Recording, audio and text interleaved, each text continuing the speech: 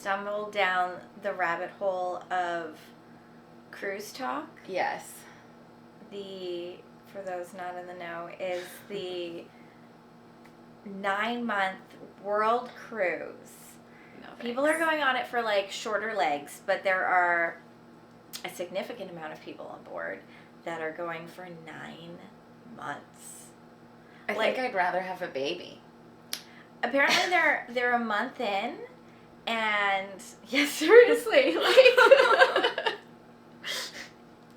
like it sounds as laborious for some aboard. Well, and here's what I'm fascinated by the whole thing is all these people have like started posting on TikTok like from the cruise ship, like showing like this is my room or this is this, and there's a hierarchy based on like what level, based on like how many points you have, which is based on like how many cruises you've taken.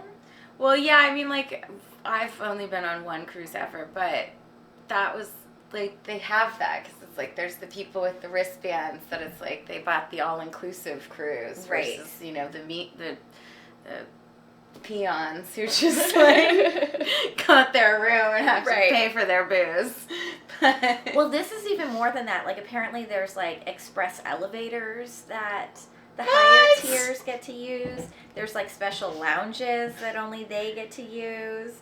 So it's, like, fully, like, a straight-up, like, caste system happening. And I'm fascinated by it. People are, like,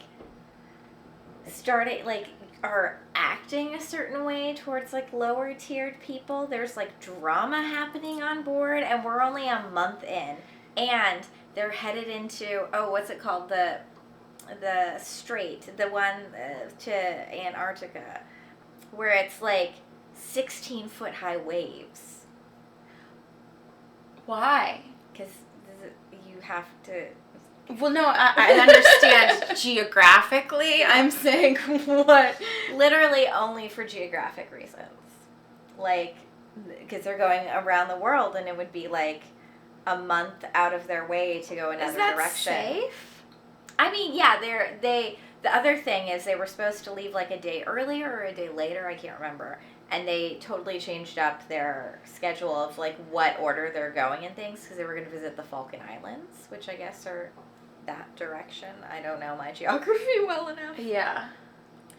But so they decided that then the waves would be hitting the ship on the side, but if they went this other route, they would be taking them head on, which would be better, and it would be 20 hours versus 50 hours in the strait, so they decided that was a better route. So they are like, you know, depending on weather, but apparently it's really, really bad right now, so it's like, and boats go through it all the time, like this is not down the hatches. Yeah, this is not the first time, like the a cruise ship has traveled through here. A cruise ship. I mean, also, in a post-COVID world, who goes on a cruise, let alone for 9 fucking months? I follow this epidemiologist, and she was, like, following this for that exact reason. Somebody got COVID the first week. Like, I mean, can you imagine people being, like, first of all, fine, maybe if you have one of the nice rooms with the like window and everything, which not the window that's like this big. Yeah, you're like, I can see. Or an interior room, which is what most people have. Ooh. Because think of how big a cruise ship is. And like how many only get windows. That's like the select few. Those are like really expensive rooms. Oh my god. Yeah. I've never been on a cruise. I have no desire to go on a cruise. And this really just solidifies it for me. Also, are there, like, scientists on this cruise? Because I feel like the psychological implications, like it's very, like, Stanford prison experiment. Right? Like, they need a therapist on board. Well, they definitely need a therapist on board, but also just, like, someone, like, taking notes, like, just like... That's why, like, TikTok is all, like, why have we not sent reality television cameras? Like, why are we not documenting this? And one kid... I can't remember his name right now, but he has, like, a following on TikTok. Yeah. And he put out there that he was like, who wants to sponsor and send me? Uh-huh. And, like, a book publisher was like, yeah. that's hilarious. Like, Write we want the book. this. And he's like, yeah, I'll go and I'll film everything and I'll spill all the tea. And so he totally is, and it's hilarious. And he's been on it for like 4 or 5 days now, and he's already sick of the food. Oh, yeah. I'm like, can you imagine? Like, I mean, yeah, that's what I was thinking also, too. Because it's like the food is fine on a cruise. Like, it's not like it's bad. But it's not great. Yeah, like, it looks like it borders on... It's just, it's like wedding food. Yeah, like, that's a really good comparison. It's like wedding food. Yeah, and not to say that I haven't had great wedding food, but the majority of the time it's okay. Yeah. But when you have to make everybody chicken at the same time. It's just I think anytime you have to make that much food. Yeah. And I mean, obviously they're going to port so they can like restock and things, but they're having to like feed a ship for 9 months. Yeah. The whole thing is crazy. Like, who goes on a cruise ship for 9 months? It's like the like claustrophobia, right? Alone of like you're just. I mean, yeah, obviously there's like ports and stuff, and the whole point is to like see the world, and like, I guess that's cool. No, that is cool. No, that part is really cool. But like, not by boat. But also, I don't know. I don't like it. I don't like it. No, I'm not a fan. And then also now the people are shitty. I really don't like it. Yeah, like that's there. There was a whole thing which I was like, ooh, why are you starting shit? The kid was like interviewing this woman who's like got a high status and like has like one of the nice rooms and created a TikTok and like has like gone viral because she's like, showing the ship and stuff like that. And so he got a chance to interview her. And I guess while he was talking to her, someone who was like walking by like overheard them, and he was like dropping some F-bombs. And the person was like, can you watch your language? Like, you're in a public place. You need to watch your language. And he was like, at first he was kind of like what I would have been like, okay, sorry. Yeah. But then the guy like wouldn't let it down. And then so the other guy was like, I can do whatever I want. Like, this is a public space. I'm a grown up. Like, don't police my words. You're also not, like, cussing out a 3-year-old. Yeah, he was like, there was no children around. There was only adults. Like, calm the fuck down. Calm the fuck down. Middle fingers up. Also, the cruise I went on, I would say it was not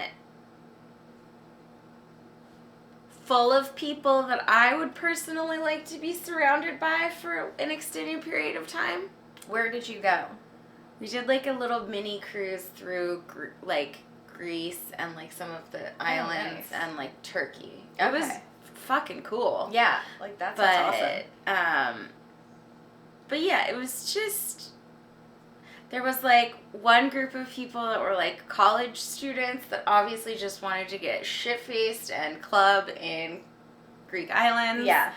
And then there was a lot of like old, very buttoned up people and kind of nothing in between. Was it like one of the like Carnival or Caribbean? No, so it was like because to go through the Greek islands you have to like the boats have to be smaller. Right. So it's like an actual like tiny little like Greek company that does cruises. See, I feel like that's like not quite a cruise. That you basically went on a private cruise. I feel like that's different experience than like these giant Caribbean cruises that just like part of the thing that he's complaining about is like it's like it sounds like a Las Vegas hotel on water. So it's just piping. He was sitting at breakfast and he's like, they're blaring this song, and 10 feet away they're blaring Rihanna. I can hear both at the same time, and everywhere I go there's music blaring, and there's always a show happening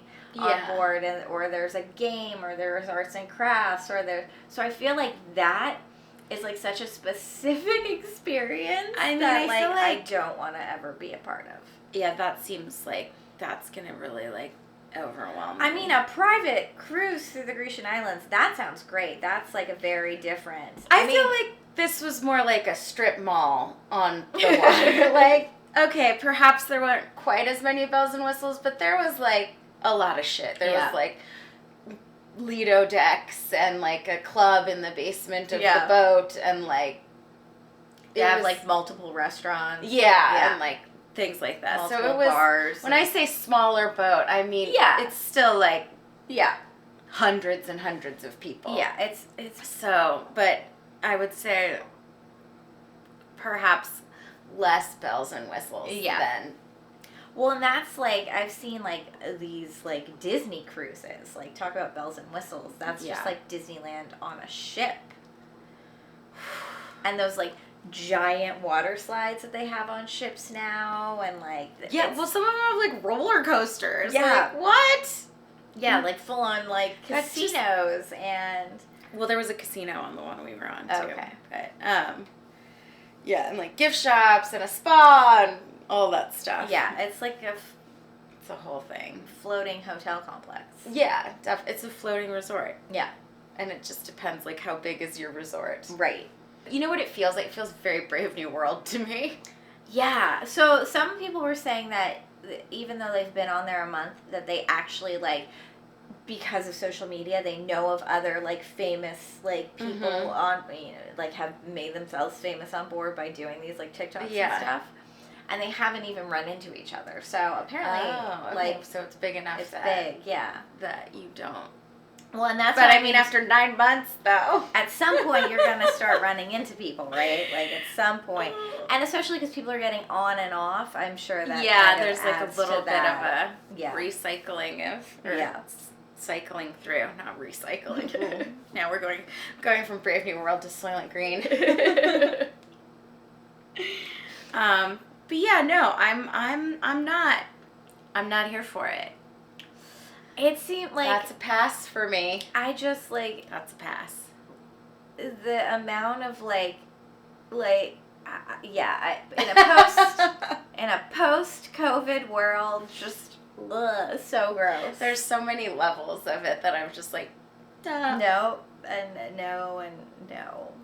I also find really funny, this is going to be slightly dated by the time this comes out. Okay. But, the Golden Globes and the whole Jo Koy thing, debacle. Yeah. Just. Debacle. Yeah. Yeah. Just terrible. He was just not funny. No. And I think. And so many people have come to his defense, like, ooh, you're just sensitive and you're not funny. And, wrong. But I was going to say, I think you're funny. Thank you. And, I mean, nobody, thankfully, has come after me yet. But he just, I think he can be really funny. Like, I genuinely think he can. You know what it was? Because, like, okay, so I didn't watch the whole Golden Globes, so I didn't see, like, the entire... Yeah.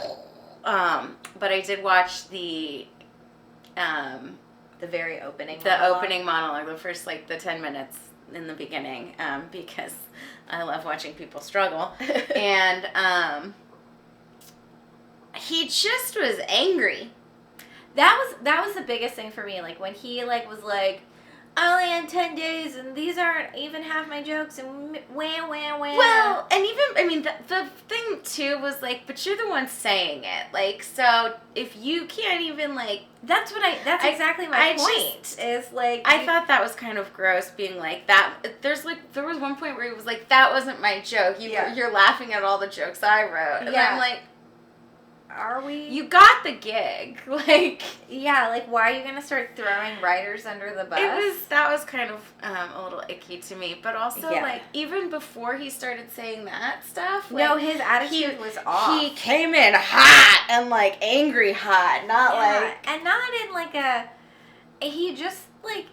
It didn't know how to host. Like, he didn't know how to, like, work a room. The thing that, like, it wasn't even him that bugged me the most about the Taylor Swift thing was one of the ones. Oh, was people were like going after her because she didn't take the joke well, when all she did was literally like not make a face and take a sip of champagne, like, which I thought was kind of perfect. Yeah.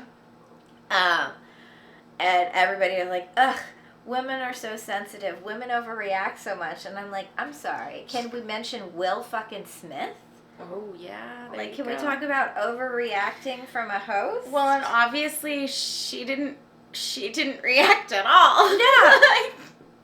And also, like, about 30 seconds prior when he was going after Barbie, like, Ryan Gosling made the exact same reaction, and nobody's going after him for, making that same face. Ryan Gosling was just like, you're an idiot. This is not working. Like, you have made an error in judgment. It was uncomfortable to watch. It was like a slow moving car crash. Yeah, and there was part of you. I mean, it was like. It was uncomfortable. Yeah.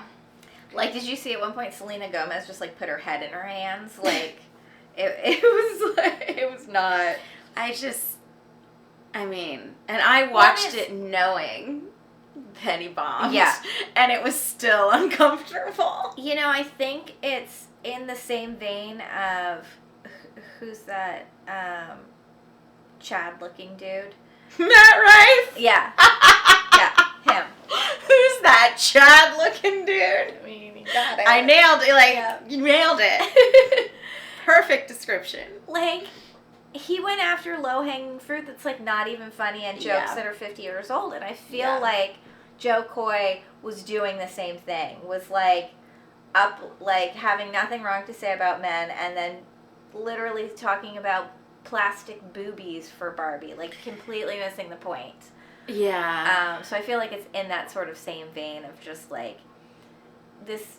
I read someone was like, this feels like a monologue from, like, 2004. Yeah. Like, it's just outdated and not funny and not clever. And I loved seeing so many comedians online be like, oh, you only had 10 days? Here, give me 10 minutes and I'll write something better. And then, like, coming back on and doing their own monologues that just, like, kill. That are, like, so smart and, like, quippy and witty. And I'm like, okay, first of all, he should be hiring you as your writer. Like, yeah. I mean, also, I'm like, oof, don't make excuses. You're hosting the Golden Globes, like, and you're going to make an excuse. Comedians are hungry. Like, everyone's hungry. We just straight. You're going to make that kind of comment. Don't. So dumb. Yeah.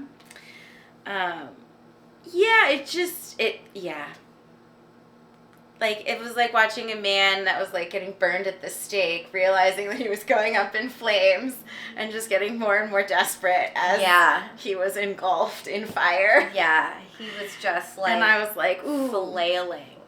This is, like, it was definitely giving, like, public execution vibes. Yeah. In some ways, it's great that he bombed because it just kind of shows that we're not in that place anymore. Like, those jokes aren't funny. Like, like, making jokes at women's expense is just, like... Yeah. We're not amused by it. Like, it's not funny. We're not laughing anymore. So... Yeah. Write better material. Yeah. Like, update your stuff. Yeah. Be a better dude. Like, just be better. Yeah. Like, just... You can't phone it in anymore. Like, this mediocrity is, like... not gonna fly. Like, and there are plenty of, like, funny dudes who do better. Like, so that's what you're competing with now. Like, it's not gotta be better. This, like, half-assed misogyny is just embarrassing for them. It was painful to watch. It was like as painful as, like, watching, like, Larry David for me. Like, just... His is at least funny, but it is painful. I really can't watch Larry David. Like, I can't, like, binge it. No, it's like too painful. It's got to be, like, small doses of that. Like, let me tell you, I will watch an entire murder documentary. Yeah. I will hear about all the raping and pillaging of all of the choked victims. I can only handle, like, one episode of Curb at a time. Seriously. so good at what he does. Because you're just so like, funny. my skin is crawling. It's just so bad. Have you seen, there's this video of that like went viral a million years ago of Larry David trying to get out of a parking garage? Yes. And I know the parking garage, and I've been trapped there, and it's like the worst one ever, and there's a Trader Joe's there, which just describes, for anybody who doesn't know the parking garage, the hellscape that it is. Yeah. But it's the most Larry David thing that I've ever seen, and it's so funny. It's just like, I mean, we all feel for him in that moment, because we've all been in that moment. Yeah. But it's so Larry David, and it's just him being him. Just him trying to get out of his garage. Also, Ali Wong and Bill Hader. Oh, yeah, not Bill Maher. Not Bill Maher. Oh my god, when you said that in the car. I was like, what am I saying? So, when you were like, the look on your face to the look on my face, and I Yeah. was like, no, Ali Wong and Bill Maher, like, that deserves an earth-shattering look on my face. Yeah, and I was like, why do you look so confused? And then I was like, wait, that's Bill Hader. Yeah. That's who I meant. That's who I was thinking of, obviously. Yeah, obviously. Because, you were looking at me, and I'm like, why do you look so confused by my distress? Yeah, I was like, well, this is not that distressing. No, Ali Wong and Bill Hader is super cute. So cute. Cutest couple of the Golden Globes. Yeah. And also had no idea that they were a couple until that kiss at the Golden Globes. And I immediately was like Googling, and the rest of the internet was doing the same. And I was like, oh, okay, nope, they're a thing. Got it. Also, circling back to, not to make every episode about Taylor Swift, but, I can't help it. Yeah, I mean, I brought her up, so. I mean, she's a meme now, so, I mean, she's always a meme, but Yeah. there's a new meme now. That dress, fire. Oh my gosh, she looked amazing. I was like, I want that dress. I have to say, the fashion at this year's Golden Globes was fantastic. Like, and I was watching, like, E! Or something like that the next day, and the commentators were saying the same thing. They were like, there was, like, not a standout bad dress on the carpet. Like, usually there's, like, a couple that you're like, oh, what are you doing? That at least generates, like, a love-hate reaction. Yeah. No, across the board, everything was, like, really, like, everyone looked amazing. I really liked Natasha Lyonne's. Oh yeah, that was crazy, but it's cool. Yeah, it had like sort of like the Sex and the City wedding dress meets like Cruella de Vil meets like Maleficent, but in white. I don't know. It was crazy. It was good. But I liked it. And did you see Gillian Anderson's vulva dress? Vulva? Yes. I did not. Yeah, so... oh! Yes, I did. It was subtle, though. It was very, it was embroidered all over. It was very subtle, but she talked about it because she was, on sex education, so kind of makes a nod to that. But I did read about that. Yeah. I fucking love her. I know. She talked about it on the red carpet. Like, she drew attention to it because it was very subtle. You had to zoom in. Yeah. To, like, even notice it. Yeah. Do we know what happened? I'm out of the loop. To Pedro Pascal because he was in an why arm he broke sling. his arm? I don't know. He looked or great. How he broke his arm? Yeah, what happened, or if it's a break or a shoulder thing, or because it's like maybe the whole tennis elbow. Yeah, like what did he do?